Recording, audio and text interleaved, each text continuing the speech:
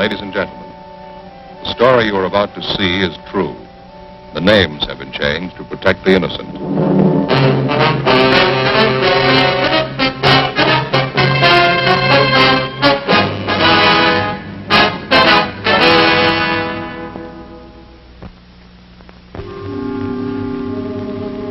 This is the city.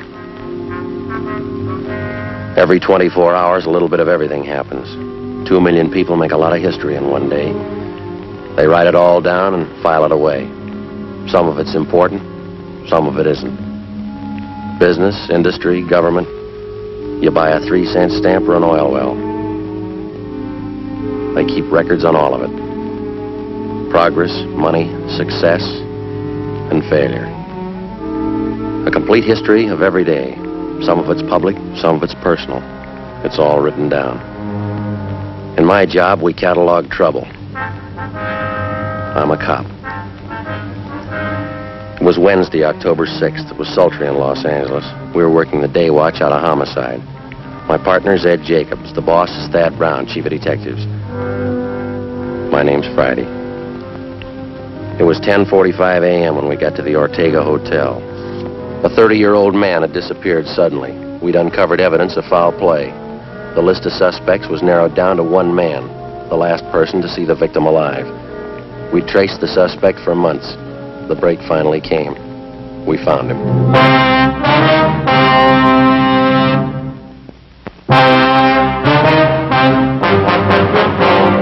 Taking his time, isn't it? Yeah, you want to try it again? Yeah, all right. Yeah? Police officers, your name Henry Ross? Computer. Get it, Ed. Watch it, Ed.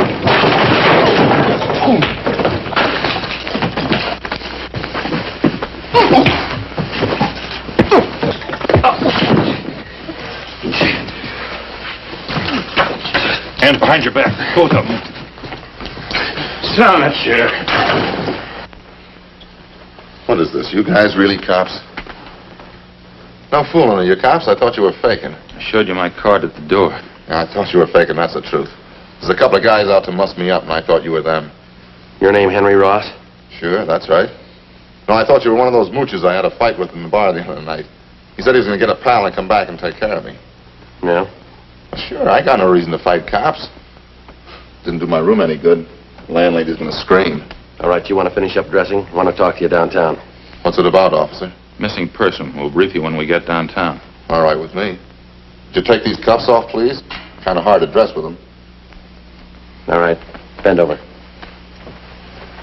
I don't know why you have to slap cuffs on me. I didn't know you were cops. Mind if we check through your things, Ross? Huh? Why? Mind? Oh, go ahead if you want. I got nothing to hide. If you spoke up at the door, there wouldn't have been this fight. I thought you were that mooch in the bar and his friend. Thought you were looking for trouble. All right, mister, you about ready to go? Oh, I'd like to brush my teeth first, if you don't mind. Got a mouthful of cotton this morning. Where do you keep your toothbrush? Over here, I'll get it. Never mind. All right.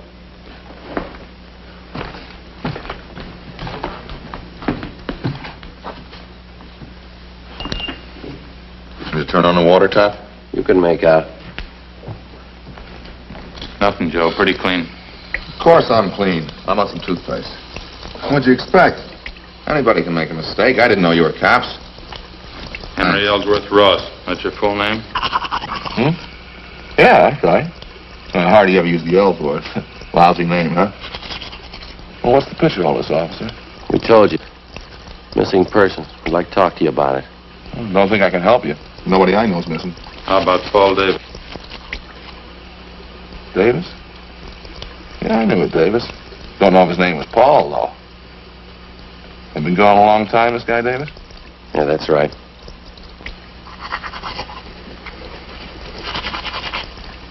Was something wrong, you think? Yeah, we figure murder.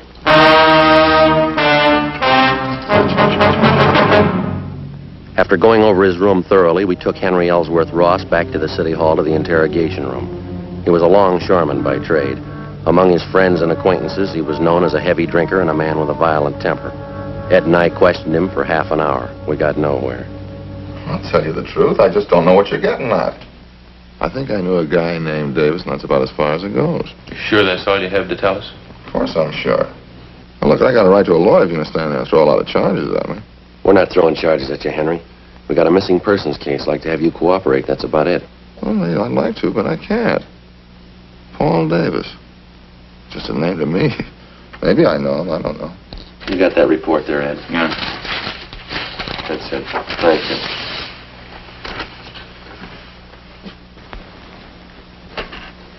According to his wife, Paul Davis left Los Angeles by auto a little over 4 months ago. He was driving up to Oakdale, California to take a job with the dairy company. He never got there. He's been missing ever since. And what's the pitch? Well, all we've been able to find is Davis's car. 36 Ford Coupe. 7 Tom 7972. Was sold a month ago up in Lodi, California, but Davis didn't sell it. A man by the name of Carter signed the pink slip at the time of sale. Henry Carter. Sorry, it doesn't mean anything to me. Well, this Carter made it look like Paul Davis had signed the Ford over to him. We checked it out. Davis's signature was forged. That's all. Supposed to have something to do with me? Did you ever use the name Henry Carter? Of course not. Ross, that's the only name I go by. You never had your name changed? No. You never used an alias? I told you no. Wonder if you'd mind taking a look at this here. What's it got to do with me? That's the pink slip to Paul Davis's car, Henry. Now, these signatures on the back, transfer of ownership, you recognize either one of them? Paul Davis and Henry H. Carter. Well, just names to me. Well, am I supposed to recognize something? Should, yeah. Why? The signatures, they're both in your handwriting. How about it, Henry? How about what? I don't know what you're talking about. You trying to give me the treatment? What's it all about? We're trying to locate Paul Davis. I'm not even sure I know the guy. Now, look, I think you better level, Henry. Our handwriting man checked both the signatures. It's your writing. Well, maybe better get a new handwriting, man. I never saw that slip, and I never wrote those signatures. Anybody can copy handwriting. I got something else for you here. I'd like to have you check it over, Ross, see if you can identify it. What is it? It's a letter. Take a look at it. Mean anything to you? No, nothing. Hope you're not going to tell me that's my handwriting. That's what the report says. That's crazy. I never wrote like that in my life. All the writing characteristics match up, same as the signatures on the pink slip. All right, maybe they are the same. I didn't write one, though. I never wrote like that in my life. Look here, I'll show you. No, that's all right, Henry. Ed, you want to pull a package from R&I? Yeah, okay. I don't savvy one bit of this, Sergeant. How about laying it out for me, huh? You can see the name there at the bottom of the letter. Now, it's signed Henry Carter, same as the pink slip. That doesn't mean anything to me. That letter was sent to the wife of Paul Davis about 9 weeks ago. That says there that Davis supposedly was too busy to write his wife, so he had this Henry Carter send a letter. He also writes that Davis sold his car to Carter. Somebody trying to cover it up, huh? Yeah, we think so. We think it's Henry Carter. This guy Davis been gone 4 months? That's right. You said you thought Davis was murdered. How come? Just an idea. Oh. 8 men have disappeared from around here in the last 14 months, just like Davis. 6 more up in the San Joaquin Valley, same way. They took off alone on auto trips. Never seen again, not a trace of them. Here you go, Joe. Yeah, well, thanks. We've got your record here, Henry, from Baton Rouge. We sent to Sheriff Clemens for it. Look, do we have to drag all that out again? It's past. There's just one thing we had to check out, Henry. Now, you told us that you never used an alias, is that right? Well, all right, I have. I didn't know what you were getting at. I didn't figure it was any use in dragging out dirty laundry again. I asked you if you ever used the name Henry Carter. Yeah, okay, I used it. It's a common name. A lot of Henry Carters are around. We only know one who fits your description. Well, I'm clean, you know that. Smoke, Henry? No. Joe? Thanks. Yeah, let me have one, huh? Sure.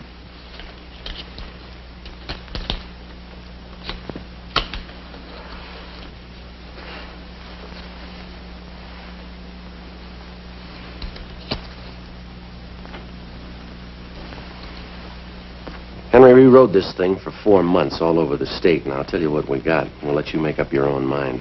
It's not my writing. On June 4th, Paul Davis left Los Angeles in his car, headed up for Oakdale. Late in the afternoon, he stopped for gas at a service station just beyond San Fernando. The attendant says a man was with Davis. You fit that man's description, Henry. Yeah? I seen monks like that in court. They get on the stand, I can't even remember their name. A couple others. You and Davis stopped for a hamburger just outside of Gorman. There's a man there. He remembers you, too. You stopped again in Bakersfield, picked up a quart of oil for the car. You and Davis had a Coke. That's the last time he was seen alive. That makes me a killer, huh? A month after that, the pink slip to Davis's car came through DMV up in Sacramento. That was for the transfer of ownership from Davis to Henry Carter, both in your handwriting. A couple of weeks later, Mrs. Davis got that letter. A month ago, Davis's car was sold to a dealer up in Lodi. Yeah? We found the dealer. Ross showed him your mugshot. He says you sold him the car. That all? No, that's just the main part. There's more. We've been on the road a lot. We followed you from here to Sacramento and back, Henry. Every stop, every detour. Took us a long time. Yeah, guess it did. What'd he say, Ross? Nothing. All right. Any way you want it, Henry. Yeah, I guess you worked hard on it, huh? All over the state. That's right. Must be pretty hot up in the valley. Summertime. Dusty, huh? We made out. And I never been up in the valley in summer. Too hot for me. We got people who saw you up there. You know, what's it prove? 10 people and some handwriting samples. You can't build a case on that. You know that, don't you? We're going to try. You think I murdered Davis? You, Sergeant? Yeah? You think I murdered those other guys, too, huh? Oh, what was it, 10 or 12 of them? We're asking about Davis. You think I killed him? Well, tell me the truth, do you? You think I murdered Davis? Yeah, I think you did, Henry. Uh-huh. And you know as well as I do there's only one way to prove it. Yeah? Find his body. 1:15 p.m. Ed and I took Henry Ross out and fed him some lunch. Then we took him back to the city hall to the interrogation room where we continued to question him. He was relaxed and he talked a great deal about everything but the disappearance of Paul Davis. He didn't seem anxious to get away. He made no demands for an attorney to represent him. He told us about different homicide cases that he'd read up on. He asked us about the 12 men who disappeared in the past months in the same manner Paul Davis had. Was there any trace of them at all? Did we have any leads? We finally got around to asking him if he'd submit to a lie detector test. He seemed taken by the idea and agreed to it almost immediately. We made up a list of key questions. Ed called Sergeant Berger and made arrangements for the test. At 5 p.m., we took the suspect to the 3rd floor of the old city jail where Sergeant Berger gave him the polygraph test. When it was over, we brought him back to the interrogation room. The questioning continued. Ross kept talking. We let him talk. 8 p.m. He was still going strong. You remember the Wilson case back in '34, don't you, Sergeant? Woman killed her whole family. Big case. You remember it? Yeah. Pretty tragic. That a hobby of yours, Henry? Collecting murder stories? No, I just read them. I remember them. Guess I can remember every murder case in the past 15 years. That's so. Well, sure, just about all of them. I guess it's kind of a hobby. I get a big kick out of it. Joe, see you, man? Yeah.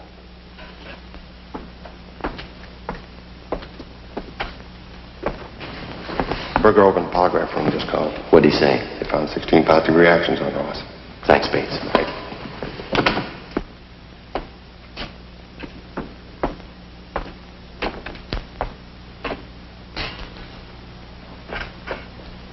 And you know, there's one thing I get a real kick out of. These detective magazines, mystery stories, you know, the way they make out the murderer. How do you mean? Well, you know, they always build it into something big. Somebody's always killing somebody else for $1 million, or maybe over some woman, some beautiful woman. Same with the movies. That's where they get it all mixed up. I don't think I follow you, Henry. Sure you do. Every time some guy writes a murder story, he's got to build up a big reason for the killing. Well, it generally works out that way, doesn't it? Why? I'll bet there's 1,000 murder cases in your files without a reason. Some people kill, that's all. I've heard about lots of them. Sure, they just want to kill and they go ahead and do it. Maybe for a few bucks, maybe for nothing. They just do it, that's all. That's so. Well, sure. You know that. Like this thing you've been talking about. 10, 12 guys disappear. They got a few bucks, maybe they got nothing. Somebody plows them under, that's all. No big reason, they just do it. So 12 guys are gone. Doesn't mean anything. Is that how you figured it, Henry? Huh? Phone call a minute ago. That was from the man who gave you the lie detector test. Oh, that right? How'd it go? Well, he just finished going over your graph. You got 16 positive reactions. Yeah? What would that mean? You lied, Henry. 16 times. Is that right? Yeah, but I told him to get a new machine. I lied all the way through. Mind telling us why? No, I don't mind. I guess I knew you'd find out. Well, let's go out and get something to eat first, huh? Hungry. We better talk a little more, Henry. Now, let's go. I'll tell you while we're eating. Bring a pencil and I'll draw you a map. A map of what? The canyon, where I buried him.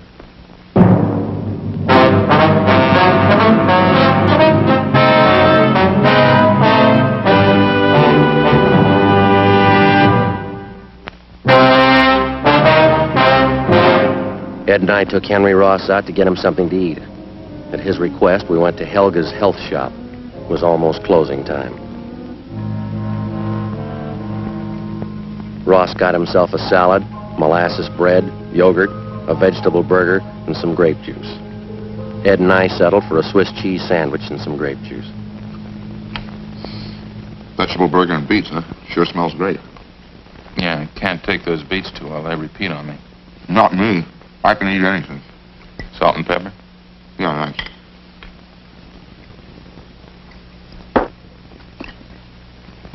You know, I haven't eaten much today. Hey, did you get your sandwich made with molasses bread? No, wheat germ bread. Oh, you should have got molasses bread. Real blackstrap molasses. Smell it. Nice and fresh, huh?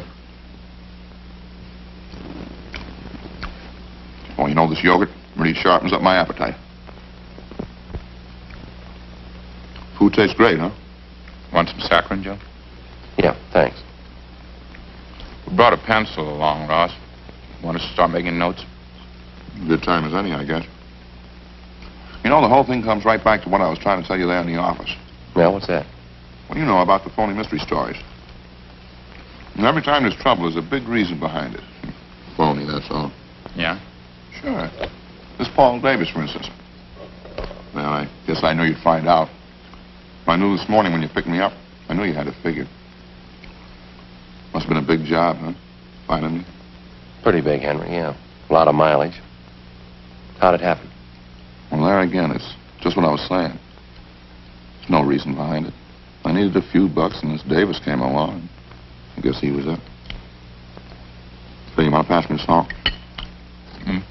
There you are. Where'd you meet Davis, Henry? Well, I was hitchhiking out in Ventura. On a dime in my jeans, I was going up to Maricopa. Thought I had a job up there. Well, this Davis came along and picked me up. You ever know him before that? No, a stranger. Said he was going to Oakdale and be glad to give me a ride. Go ahead. Well, I think we stopped for gas up around San Fernando, and I saw that he had a few bucks in his wallet. I guess that's when I got the idea. About what? Killing him. Maybe that gives you an idea what I was talking about.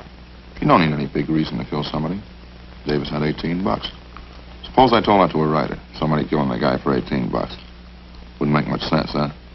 You tell you to never sell. You need $1 million. Beautiful woman. Good motive. Where'd you kill him, Henry? Outside of Bakersfield. Little canyon there.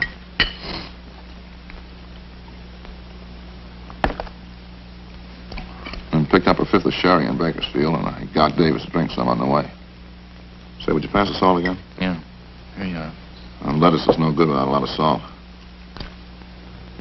How'd you kill Davis, Henry? Funny thing. He drank some of the wine and got a little sleepy. That was just outside of Bakersfield, and it was dark by that time.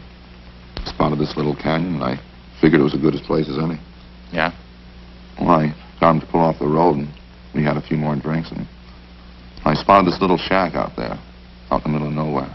Exactly where was this, Henry? Well, I can show you. Maybe 2 miles north of Bakersfield. We got to the shack and finished the wine, and then we went to sleep. Both of you? Mm-hmm. That's where the funny part comes in.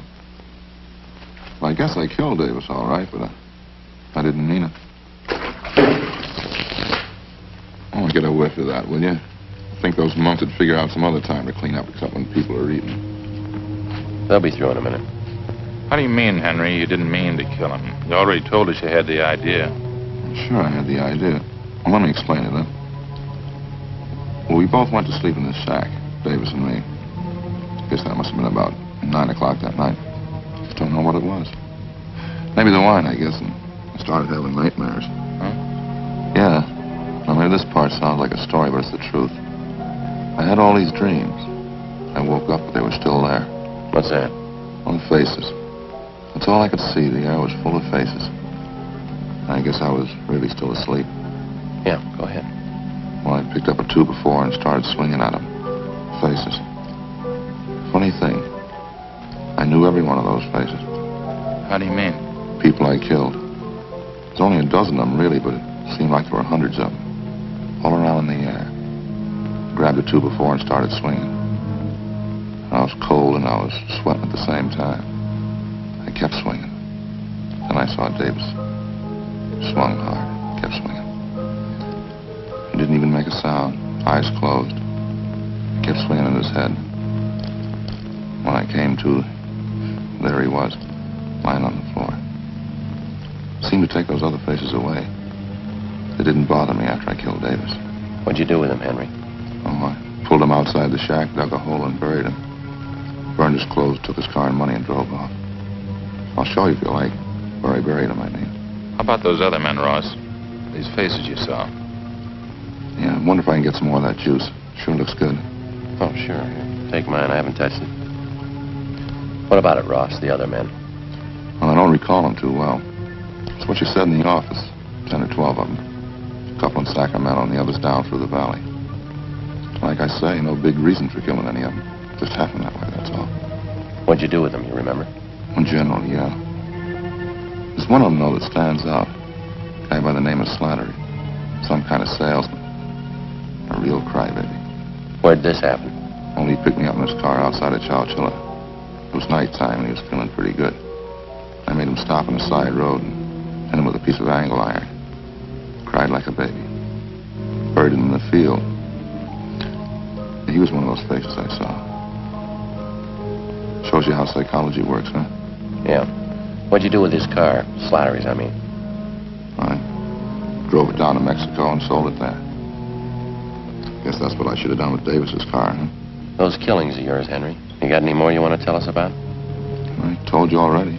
10 or 12 of them. They're pretty much the same. When was the first one? Oh, maybe 18 months, 2 years ago. First one wasn't any harder than the last. Just like I was telling you before. Yeah. You know, everybody builds up murder. It's supposed to be a big thing. Hard to do. All those phony stories. Might hit a guy a couple times with something. That'd be it. A real small thing. Didn't change me any.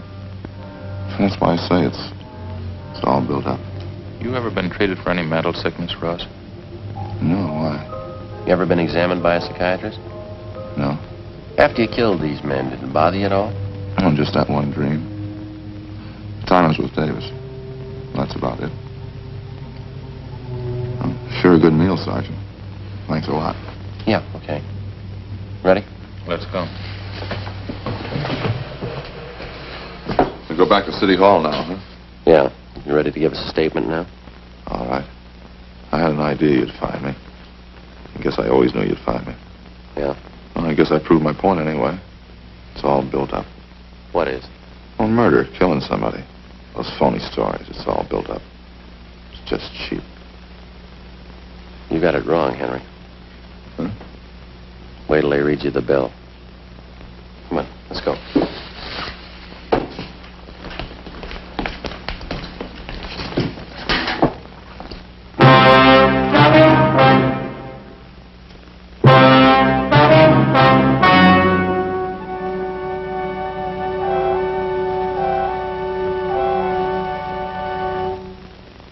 On January 7th, trial was held in Superior Court, Department 86, City and County of Los Angeles, State of California. In a moment, the results of that trial. The suspect was tried and found guilty of murder in the first degree.